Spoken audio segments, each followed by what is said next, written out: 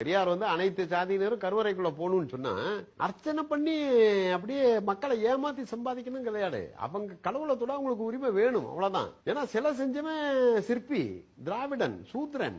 கோவில கட்டினவன் சூத்திரன், செங்கல் எடுத்து கொடுத்தவன் சூத்திரன், கருங்கல் எடுத்து கொடுத்தவன் சூத்திரன், சிமெண்ட கலந்து கொடுத்தவன் சூத்திரன், கலசம் செஞ்சவன் சூத்திரன், கலசத்துல தண்ணி ஊத்த ஏணி கட்டவன் சூத்திரன், கோபுரத்துல பெயிண்ட் அடிச்சவன் சூத்திரன். இதுல எங்களுக்கு தான் உரிமை இருக்குன்னு சொன்னவன் ஏதாவது ஒரு சின்ன வேலை அதுல செஞ்சிருக்கானா? ஒரு சட்டி எடுத்து கொடுத்திருப்பானா? இல்ல ஒரு பெயிண்ட் பிரஷ் எடுத்து ஒரு சிலையில அப்படி லைட்டா அந்த கோபுரத்துல பெயிண்ட் அடிச்சிருப்பானா?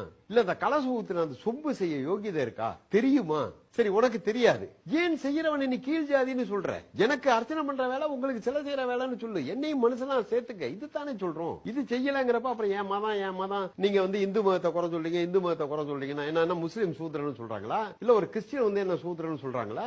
கிடையாது. சர்ச்சுக்கு போனா ஃபாதர் கை கொடுக்கிறார், முல்லா கட்டி பிடிக்கிறார், வாங்க எங்க வீட்டுல சாப்பிடுங்கன்னா முல்லா என் வீட்டுல சாப்பிடுறாரு.